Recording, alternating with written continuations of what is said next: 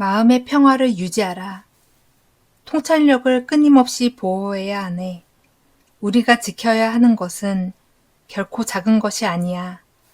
존엄, 신뢰, 끈기, 마음의 평화, 고통과 두려움으로부터의 해방.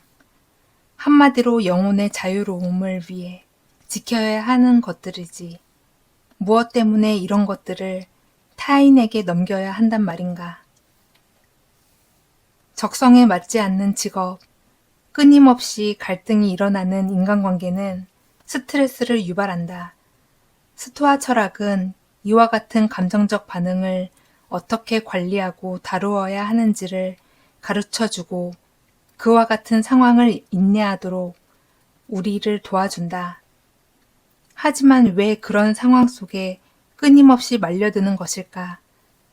과연 이 시련은 우리의 운명이 우리를 위해 준비한 것일까?에 대한 대답하지 않는다. 다만 이런 공경을 어떻게 다루어야 하는지를 얘기할 뿐이다. 어렵고 힘든 상황에 닥쳤을 때는 다음과 같은 질문을 던져야 한다. 이것이 진정 내가 원하는 삶인가? 화가 솟구칠 때마다 생명력이 소진된다.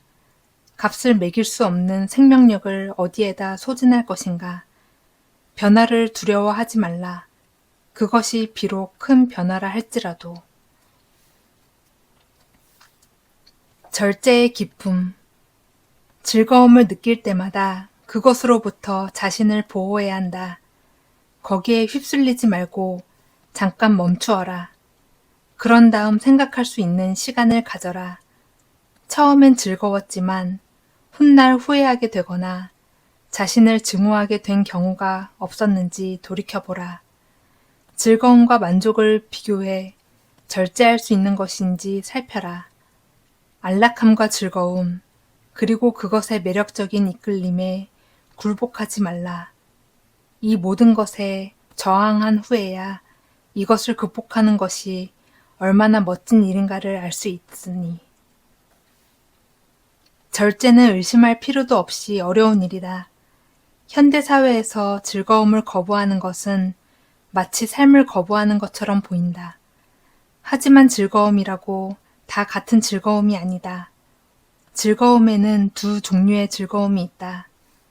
즐기고 난 후에도 기분이 좋은 즐거움과 즐기고 난 후에 반드시 후회하는 즐거움. 당신의 삶에는 어느 쪽의 즐거움이 더 많은가? 욕망에 저항하는 것보다 욕망을 채우는 것이 상황을 악화시킬 수 있다는 것을 이해하게 되면 충동은 그 호소력을 잃게 된다.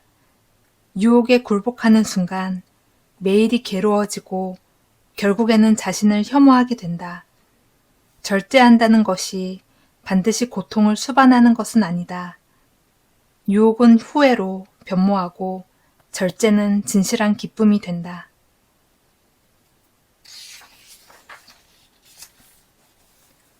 현명해지기 위한 유일한 방법. 현명해지기 위한 유일한 방법이 있다. 우리의 지적 능력에 모든 주의를 기울이는 것이다. 그것만이 우리를 어디로든 안내할 수 있다. 내가 왜 그렇게 했지? 스스로 이렇게 묻게 될 때가 있다. 우리는 모두 이런 경험을 한다. 어떻게 그렇게 어리석을 수 있었지? 도대체 그때 무슨 생각을 했던 걸까? 결코 어리석었던 것이 아니다. 바로 그것이 문제다. 그때도 머릿속에는 합당한 이유와 지성으로 가득 차 있었다. 단지 거기에 욕망이 끼어들어 있었을 뿐이다. 욕망이 우리 몸의 주인이 되어서는 안 된다. 또한 감정, 즉각적인 신체적 쾌락, 호르몬이 일으키는 충동이 우리 몸의 주인이 되게 해서는 안 된다. 지적 능력에 모든 주의를 기울여라. 그리고 그 상태로 내버려 두라. 두려움은 백일몽이다. 마음을 정화하고 참 자아를 유지하라. 어리석음으로부터 깨어나 우리를 괴롭히는 것이 단지 꿈일 뿐이라는 사실을 깨달아라. 일어나서 단지 저 모든 것들이 그냥 꿈일 뿐임을 응시하라. 세네카는 두려움에 대해 이렇게 말했다. 두려움은 본디 정확한 실체가 없다. 우리가 두려워한 것이 일어나지 않는 그 순간에도 두려움은 여전히 불분명한 모습으로 우리를 노려본다. 세상의 온갖 사건과 사물이 우리를 괴롭힌다. 하지만 우리를 괴롭히는 것은 대부분 우리 자신이 상상한 것일 뿐 실제가 아니다. 그것들은 마치 꿈처럼 어느 한순간에는 현실로 느껴지지만 곧이어 터무니없는 본래의 모습을 우리 앞에 드러낸다. 그런데도 우리는 미몽 속에 빠져서 이렇게 생각한다. 이 두려운 일에 어떤 의미가 있는 것일까? 전혀 없다. 그냥 의미가 있는 것처럼 우리가 생각하고 있을 뿐이다. 분노와 두려움, 그리고 극단적인 감정이 솟구칠 때도 마찬가지이다. 우리를 괴롭히는 것들은 깨어있는 동안에만 지속되는 백일몽과도 같다. 우리를 도발하는 것들은 현실이 아니지만 우리의 반응만큼은 현실이다. 환영으로부터 실질적인 결과물을 만들어내지는 것이다. 그러므로 악몽 속에 머물지 말고 지금 당장 깨어나야 한다.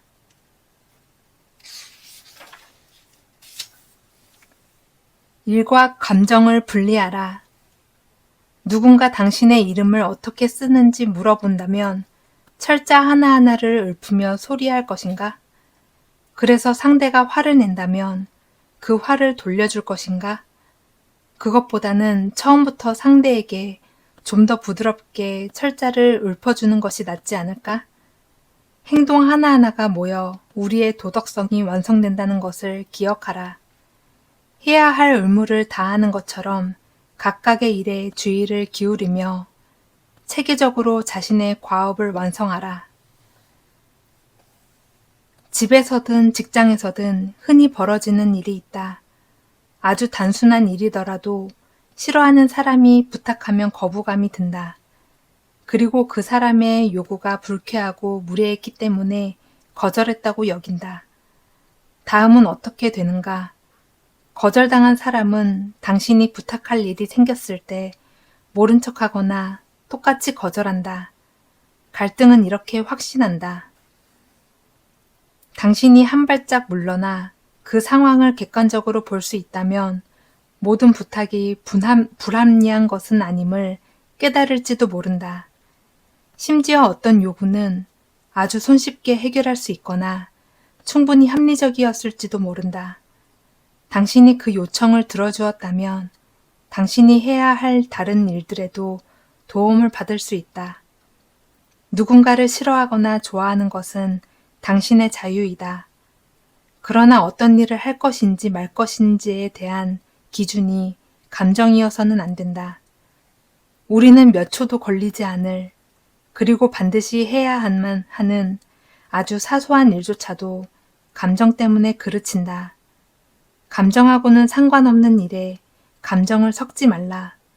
그리하면 감정과 싸울 일도 없다. 지금 당장 행복해지는 법. 갖고 있지 않은 것을 열망하면서 행복하기란 불가능하다네. 행복은 이미 모든 것을 갖고 있는 정보들이지. 그들에게 배고픔과 목마름이라는 것은 없어. 만약 그렇게 되면 행복할 텐데, 우리는 스스로에게 말한다. 승진하면 행복할 텐데, 다이어트에 성공하면 행복해질 텐데, 지금보다 더 많은 돈을 벌면 행복할 텐데, 심리학에서 조건적 행복이라 부르는 이런 생각은 망상적 사고의 일종이다. 지평선에 도달하길 열망하는 것처럼 걷고 또 걸어도 결코 그곳에 닿을 수 없다. 아니, 가까이 갈 수조차 없다.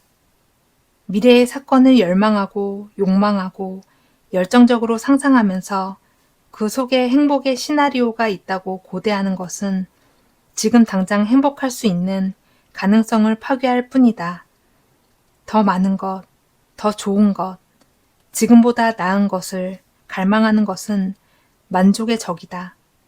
행복과 갈망은 에피테토스의 말처럼 양립 불가능하기 때문이다.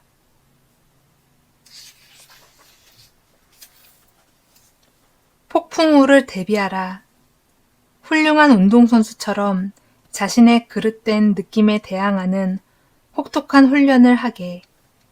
굳은 결심 이래 온갖 고통을 감수하면서 잘못된 느낌에 현혹되지 않도록. 투쟁은 위대하다네. 완벽함, 자유, 행복과 평온을 찾아가는 과업만큼 신성한 것은 없으니까. 에피테토스는 폭풍에 빗대어 세상을 설명하고는 했다. 그는 느낌 또한 인간을 사로잡는 극한의 날씨와 다르지 않다고 했다. 어떤 사건의 격정적인 느낌을 갖게 되면 인간은 그 사건에 대해 필요 이상의 두려움에 사로잡히고 그 두려움이 다시 고통을 불러오는 악순환이 일어난다. 그런 까닭에 인간은 스스로 만들어 놓은 세상에 대한 잘못된 표상, 분노, 슬픔, 두려움, 질투에서 자유로워져야 한다. 우리에겐 태풍의 궤적을 정확히 예측할 수 있는 기상캐스터와 전문가들이 있다. 바로 철학자들이다. 이들이 태풍이 온다고 경고하면 우리는 준비하고 대비해야 한다. 우리는 바람 앞에 촛불 같은 존재다. 하지만 다가오는 위협에 얼마든지 맞설 수 있는 존재이기도 하다. 인생의 만찬을 즐기는 법. 만찬에 참석한 사람처럼 삶을 이끌어가라. 무언가 우리의 옆을 지나갈 때 적절하게 손을 뻗어 그것을 취하라. 이미 지나갔는가? 그렇다면 붙들지 마라. 아직 오지 않았는가? 그렇다면 그것에 대한 열망을 불태우지 말라. 하지만 우리 앞에 올 때 기다려라. 아이들에게도 배우자에게도 지유와 부에 대해서도 이와 같이 행동하라. 그러다 보면 언젠가 신들의 연회에 참석할 자격을 얻게 될 것이다. 이제부터 간절히 바라는 것이 있을 때 에피테토스가 말한 인생의 만찬의 비유를 상기하자. 어떤 것을 갖기 위해 잔뜩 흥분했다면 그것이 테이블 저쪽 한편에 놓여 있는 것은 아닌지, 다른 사람의 접시 위에 있는 음식을 움켜쥐려는 것은 아닌지 생각하자. 그것은 예의가 아니며 불필요한 짓이다. 내 차례가 오기를 기다리는 것이 최선이다. 이 비유를 또 다르게 해석해보자. 예를 들어 아주 멋진 향연에 초대받은 당신에게 눈앞에 펼쳐지는 모든 음식의 풍미를 누릴 수 있는 특권이 주어졌다. 하지만 건강을 생각한다면 제공되는 음식과 음료를 지나치게 욕심껏 먹어서는 안 되고, 향연이 끝난 후에는 주인이 청소하게 하는 것을 도와야 한다. 그리고 훗날 당신이 주인이 되어 받은 것들을 되돌려 주어야 한다. 인생의 만찬은 그렇게 즐기는 것이다.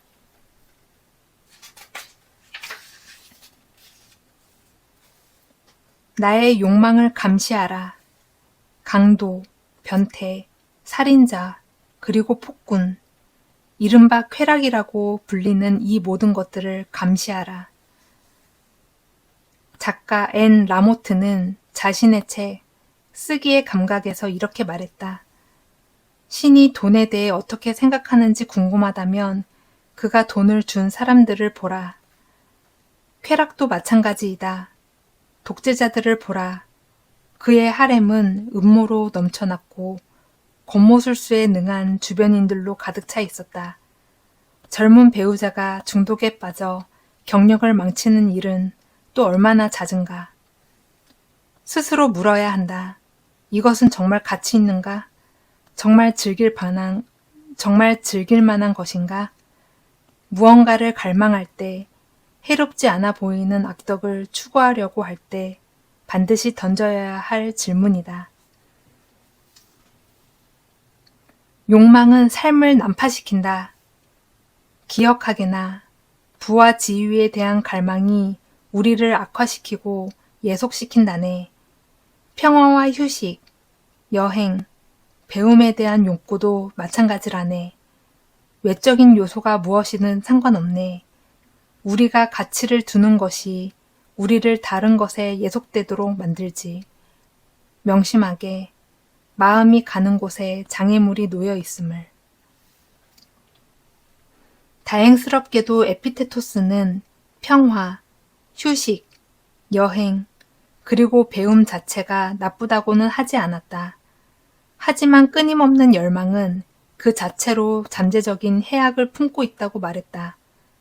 무언가를 갈망할 때 실망도 함께 찾아오기 때문에 갈망은 곧 우리를 약하게 만든다. 바라는 대로 이루어지지 않으면 우리는 쉽게 자제력을 잃어버리기도 한다. 냉소적인 사람으로 유명한 디오게네스는 아무것도 바라지 않는 것이 신의 특권이다. 신에 가까운 인간은 아주 조금 바란다. 라고 했다. 욕망의 부재야말로 무적의 권능이라는 걸 설명한 것이다. 이는 부, 명성과 같은 세속적인 욕망에만 적용되는 것이 아니다. 사랑을 갈구하다 몰락한 위대한 개츠비처럼 선하게 느껴지는 욕망도 마찬가지이다. 욕망은 선과 악을 구분하지 않고 인간의 삶을 난파시킨다. 추구하고자 하는 목표가 있을 때 이렇게 질문하자. 내가 그것을 통제할 수 있는가? 아니면 그것이 나를 통제할 것인가?